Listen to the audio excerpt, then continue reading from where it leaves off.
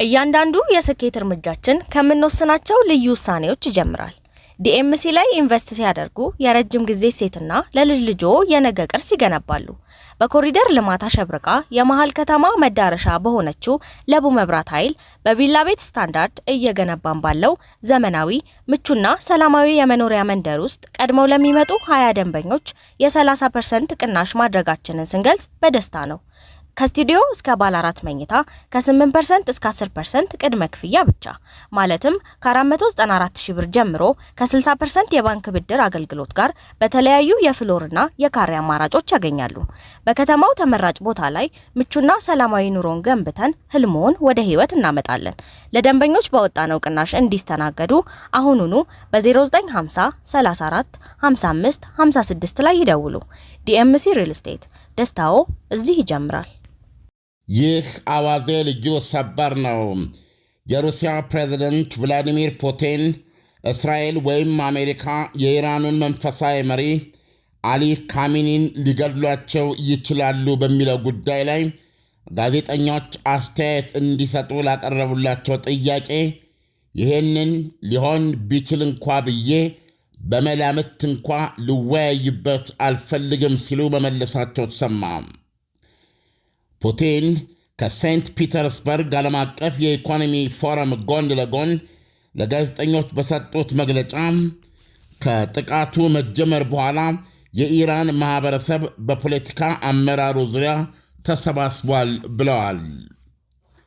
ፑቲን በሁለቱ ተዋጊ አገራት መካከል በአስታራቂነት ለመግባት ያደረጉት ሙከራም በአሜሪካ ፕሬዝደንት ዶናልድ ትራምፕ እዛው በጸበልህ የሚል ምላሽ አሰጥቷቸዋል። እጅ ላይ ያለውን የዩክሬን ጦርነት መላበለው ብለዋቸዋል ትራምፕ። ሁለቱ መሪዎች ይህን የተባባሉት መሰንበቻውን በስልክ አድርገው በነበረው ንግግር ነው።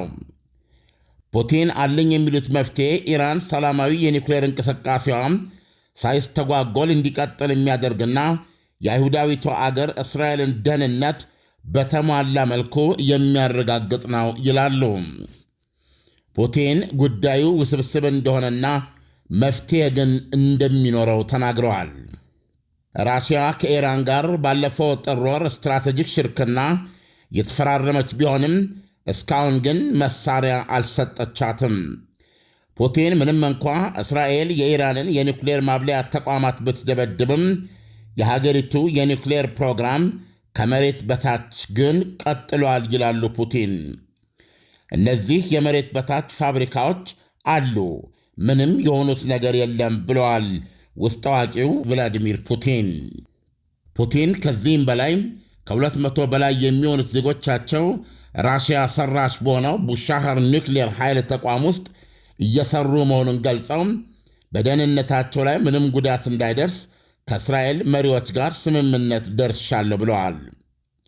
ይህ በእንዲህ እንዳለ ራሽያ ከኢራን ጋር በጥር የተፈራረመችውና ባለፈው ሚያዝያ የሀገሪቱ ፓርላማ ያጸደቀው ስትራቴጂካዊ ሽርክና ወታደራዊ ቃል ኪዳን ማለት አለመሆኑን ሞስኮ አስገንዝባለች። ዳንኤል እንደሰማኸው ነው። በተለይ በዚህ በእስራኤልና በኢራን መካከል አሁን በከፋ ሁኔታ እየተካሄደ ያለውን ጦርነት አስመልክቶ አሜሪካ በዛ በኩል ራሽያን በዚህ በኩል በየራሳቸው መንገድ ጫናቸውን ለማሳረፍ እየሞከሩ ነው። እንደሚታወቀው በዛሬው ዕለት የኢራን ወደ 30 የሚደርስ ቦሊስቲክ ሚሳይል ወደ እስራኤል ተኩሳ በተለይም ደቡባዊ እስራኤል ቤርሼባ ከተማ ውስጥ የሚገኘውን ትልቁን ሶሮቃ ሆስፒታል አንዱ ሚሳይሉ አለመምታት ችሏል። ሚሳይሉ ከነ ጦር ጫፉ ነው ያረፈበት።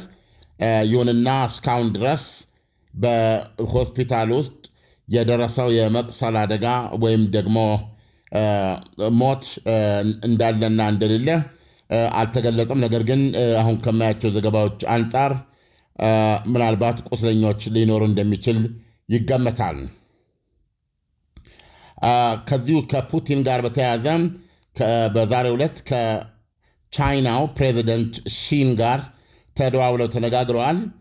ፕሬዚደንት ሺንም ልክ እንደ ቭላዲሚር ፑቲን የኢራንና የእስራኤል ጦርነት በተኩስ አቁም ሊገታ እንደሚገባው ወታደራዊ ግጭቱ ተባብሶ መቀጠል እንደሌለበት በጥብቅ ማሳሰባቸውን እናነባለን። ሶሮቃ ሆስፒታል በሚሳኤል ከተመታ በኋላ በአጋጣሚ አንድ ዘገባ እንደሚለው የተመታው ቦታ ለምሳሌ ታካሚዎች የነበሩበት ክፍል ነበረ። ነገር ግን ከሳይረኑ መደመጥ ማለትም የአደጋ መጣ ማስጠንቀቂያውን ተከትሎ ህሙማኑም በሰዓቱ የቦምብ መጠለያ ክፍል ተወስደው ስለነበረ በዛ አጋጣሚ እዛ ክፍል ውስጥ በነበሩት ህሙማን ላይ ምንም አይነት ጉዳት ሳይደርስ ቀርቷል ይላል። ይሄው ነው እና በተጨማሪ ደግሞ ቅድም ዜናው ላይ እንዳየሁት የሀገሪቱ መከላከያ ሚኒስትር እስራኤል ቃጽ ይሄንን በዛሬው ዕለት እንግዲህ ሆሎን የሚባል ቦታ አለ የእስራኤል 3 ቦታዎች እንደዚህ ነው የወደቀው እና የ3 በጽኑ የቆሰሉ አሉ 16 ደግሞ በቀላሉ የቆሰሉ አሉ እና እነዚህን ቦታዎች ከተመለከቱ በኋላ እስራኤል ቃጽ የኢራኑን መንፈሳዊ መሪ ካሚኒን ዘመናዊ ሂትለር ብለዋቸዋል።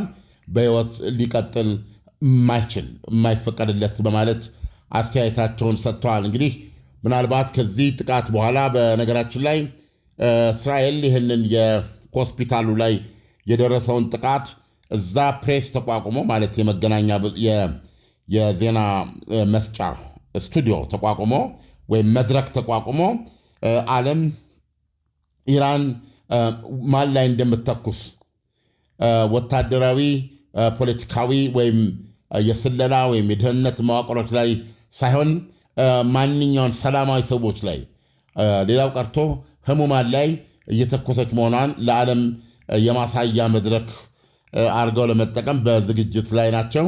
ይህ እንግዲህ በተደጋጋሚ እስራኤል ስታስጠነቅቅበት የኖረች ነው። በዚህ መንገድ እስራኤላውያን ሰላማዊ ሰዎች ሲገደሉ መከራው ለቴህራን ነዋሪዎች ይሆናል በማለት ማስጠንቀቂያ ሰጥተው ነበረ። በኋላ ላይ ግን ይሄን ማስጠንቀቂያቸውን አንስተዋል። ይሄ ባለፈውን ዘገባ በተመለከተ ነው። ዳንኤል ዓለም ፑቲን ከጋዜጠኞች በቀረበላቸው የአያቶላውን ግድያ በተመለከተ ቢሆን እንኳን ብዬ ልወያይበት አልፈልግም ሲሉ ምን ማለታቸው ነው? አያቶላውን መግደል የማይታሰብና የማይሆን ነው ማለታቸው ነው? በጣም ሊታሰብም አይገባም ማለት በዚህ ላይ ያላቸውን ጽኑ ተቃውሞ የሚያሳይ ነው ማለት ነው። ይህንን ደግሞ ከምን ጋር ነው አያይዘን የምንመለከተው? እስራኤል ይህን ጥቃት የሚያደርስብኝ አገዛዙ ነው ብላ ስለምታምን ከአገዛዙ ጋር ደግሞ በተያያዘ የአገዛዙ ዋናው መልክና ገጽታው እሳቸው ስለሆኑ አገዛዙን ከመምታት አንጻር እሳቸውን መምታት ትክክል ነው። አሁን የሚተኮስብኝ ሰላማዊ ሰዎች የሚገልብኝ ይሄ ሁሉ ትእዛዙ የሚመነጨው ከእሳቸው ነው። ስለዚህ ኢላማ ናቸው ብላ ታምናለች እስራኤል እና ከዚህ አንጻር እስራኤል ካሚኒን እስካሁን ያልገደለችበት ምክንያት ፕሬዚደንት ዶናልድ ትራምፕ ስላገዷት ነው የሚሉ ዘገባዎች ሲስተጋቡ ቆይተዋል እስካሁን እና እሱም በተመለከተ ኔታንያሁ ጠይቀው በሰጡት ምላሽ እንዲህ አይነት ውይይት በእሳቸውና በአሜሪካው ፕሬዚደንት መካከል እንዳልተደረገ ገልጸው ወሬው ጠቅላላ በሬ ወለድን በማለት አጣጥለውት ነበረ። አሁን ደግሞ ሌተስት የሰማነው ትናንትና ትሩዝ በሚባለው የራሳቸው ሚዲያ ያስነበቡን ነገር የኢራኑን መንፈሳዊ መሪ ካሚኒን ለመግደል በጣም ቀላል የሆነ ሰው ብለዋል። ሁለተኛ የት እንደተደበቀ እንደሚያውቁና መግደል ቢፈልጉ ለመግደል በጣም ቀላል የሆነ ሰው መሆኑን ገልጸዋል። ነገር ግን ለጊዜው ለአሁኑ ልንገድለው አንፈልግም የሚል አስተያየት ሰጥተው ነበረ ዶናልድ ትራምፕ። ስለዚህ በዛ በኩል ደግሞ በቭላዲሚር ፑቲን በኩል ደግሞ ያለው አመለካከት ምን ያህል ከእስራኤልና ከአሜሪካ የተለየ መሆኑን ነው የምታየው። አይደለም ተገለው ይገደላሉ ብሎ ማሰብ እንኳ አልፈልግም የሚለው ምላሽ ስታይ ራሽያና አሜሪካ በዚህ ጉዳይ ላይ ያላቸውን የችግሩን አፈታት በተመለከተ ያላቸውን የማይገናኝ የአቋም ልዩነት የሚያሳይ ነው። ለምሳሌ ፑቲን ምንድን ያሉት የኢራንን እጅ ያለ የሚሉት መፍትሄ ወይም ይገኛል የሚሉት መፍትሄ የኢራንን የኒውክሌር ሰላማዊ አገልግሎት ሳይቋረጥ እየቀጠለ በሌላ በኩል ደግሞ የእስራኤልን ደህንነት በተሟላ መልኩ ሳይሸራረፍ ማረጋገጥ የሚያስችል መፍትሄ ያለን የሚሉት የቤንያሚን ኔታንያሁ የሚያምኑት ደግሞ እነዚህ ኒውክሌር ማብለያዎች መውደም አለባቸው ነው። ፊዚካሊ እነዚህ ወድመው እጇ ላይ ያለውን እስከ 60 በመቶ የበለጸገ ዩራኒየም አስረክባና ከዛ በኋላ ደግሞ ተገቢ ቁጥጥር እየተደረገባት ካልሆነ በስተቀረ የሚኖር ስምምነት ተቀባይነት የለውም። ይሄ የኒውክሌር ማብለያ ተቋሟ በተተወበት ሁኔታ እስራኤልን ለማጥፋት ያለች ሀገር ወደ ኒውክሌር አቶሚክ ቦምብ በመስራት አትሄድም ብለን አናስብም። ስለዚህ በኢራን ምድር የሚደረግ የዩራኒየም ማበልጸግ ስራ ቶታሊ መውደም አለባት ብላ ነው የምታምነው እስራኤል። አሁን በአጋጣሚ ይሄ እምነቷ ከአሜሪካ እምነት ጋር ተመሳሳይ ነው። ስለዚህ አሁን እንደ ሌላ አያል ሀገር ራሽያ በየት በኩል በምን መንገድ ጉዳዩን እየቀረቡት እንደሆነ ያሳያል። የሚገርም የቤተ መንግሥት ቃል አቀባይ ዲሚትሪ ፔስኮቭ አሜሪካ በዚህ ጦርነት ገብታ ኢላማ ብትመታ የኢራንን ነገሩን ስር ነቀል በሆነ መልኩ ወዳልታወቀ እሳት ያጋግበዋል የሚል ቃል ተናግረዋል። እና ይሄ ምን ማለት ነው የሚል ጥያቄ ልታነሳ ትችላለህ። እና ነገሮች በዚህ ላይ ነው የሚገኙት። ዳንኤል ዓለም ሌላኛው ጥያቄ ራሽያ ከኢራን ጋር ወታደራዊ ያልሆነ ሽርክና አላት ማለት ራሽያ በምንም አይነት ሁኔታ ለኢራን ወታደራዊ እርዳታ አትሰጥም ማለት ነው እንዴ? አዎ። አሁን እንዴት መሰለ ጨዋታው፣ ያ ስምምነት ስትራቴጂክ ስምምነት የተፈራረሙት ወታደራዊ ቃል ኪዳን ማለት አይደለም። አንዱ ሲጠቃ ሌላው ለሌላው የሚደርስ እንደሱ አይደለም ያ ስምምነት ብላለች። ነገር ግን አሁን ደግሞ ፔስኮቭ እየነገሩን ያሉት በዚህ ጦርነት ውስጥ አሜሪካ ብትገባ፣ ለምሳሌ አሜሪካ ጂቢዩ ሳምቲንግ የሚባል 61 ሜትር ጠልቆ የሚፈነዳ ምሽግ መደርመሻ ቦምብ አለ። ፎርዶ ያለውን ከመሬት በታች 100 ሜትር ጠልቆ የተሰራውን የኢራንን የኒውክሌር ማብለያ ለማውደም የምትችለው አሜሪካ ብቻ ነች፣ ያን ቦምብ ስላላት ወይም ያን ቦምብ ለእስራኤል በመስጠት ነው። እና ከዚህ አንጻር አሜሪካ ትገባለች የሚለውን ራሳቸው ዶናልድ ትራምፕ ምን እንደወሰንኩ ማንም የሚያውቀው የለም በማለት ነገር ግን ትዕግስት ያልቋል የሚል ነገር በመግለጽ ወደዚህ እርምጃ የሚሄዱ መሆናቸውን የሚያሳይ ፍንጮች አሉ። አሁን ምንድን ያሉት የክሬምሊን ቃል አቀባዩ የአሜሪካ በማንኛውም መንገድ በዚህ መሳተፍ የሁለቱን ግጭት ከቁጥጥር ውጭ እንዲወጣ ሊያደርገው ይችላል የሚል የሚያስፈራ ማስጠንቀቂያ ሊሰጡት። ስለዚህ እነዚህ ሁኔታዎች ስታይ በዙሪያው ያሉት ሀገሮች ሁሉ ሁኔታዎች አስገዳጅ ሆነው ከተገኙ በየጎራቸው ገብተው የተለያየ እንቅስቃሴ ለማድረግ ወደኋላ እንደማይሉ የሚያሳይ ነው። ዳኒ በጣም ጥሩ ዓለም፣ ለትንታኔው አመሰግናለሁ። መልካም ጊዜ ይሁንልህ። መልካም ቀን። እያንዳንዱ የስኬት እርምጃችን ከምንወስናቸው ልዩ ውሳኔዎች ይጀምራል። ዲኤምሲ ላይ ኢንቨስት ሲያደርጉ የረጅም ጊዜ ሴትና ለልጅ ልጆ የነገ ቅርስ ይገነባሉ። በኮሪደር ልማት አሸብርቃ የመሃል ከተማ መዳረሻ በሆነችው ለቡ መብራት ኃይል በቪላ ቤት ስታንዳርድ እየገነባን ባለው ዘመናዊ ምቹና ሰላማዊ የመኖሪያ መንደር ውስጥ ቀድመው ለሚመጡ 20 ደንበኞች የ30% ቅናሽ ማድረጋችንን ስንገልጽ በደስታ ነው። ከስቱዲዮ እስከ ባለ 4 መኝታ ከ8% እስከ 10% ቅድመ ክፍያ ብቻ ማለትም ከ494,000 ብር ጀምሮ ከ60% የባንክ ብድር አገልግሎት ጋር በተለያዩ የፍሎርና የካሬ አማራጮች ያገኛሉ። በከተማው ተመራጭ ቦታ ላይ ምቹና ሰላማዊ ኑሮን ገንብተን ህልሞን ወደ ህይወት እናመጣለን። ለደንበኞች በወጣነው ቅናሽ እንዲስተናገዱ አሁኑኑ በ0950 34 55 56 ላይ ይደውሉ። ዲኤምሲ ሪል ስቴት፣ ደስታው እዚህ ይጀምራል። ወሊን ለመጀመሪያ ጊዜ በአፍሪካዊ የተሰራና በአፍሪካ ድንቃድንቅ መዝገብ ላይ ስሙ የሰፈረ ትልቅ የማህበራዊ ሚዲያ ፕላትፎርም ያለምንም ማስታወቂያ ከወዲሁ ከ16,000 በላይ ተጠቃሚዎችን ያፈራ ወሊን እንደ ቲክቶክ በአንድ ጊዜ 9 ሰዎችን ማስተናገድ የሚችል ገስት ላይቭ ቀጥታ ስርጭት ማካሄድ ያስችላል።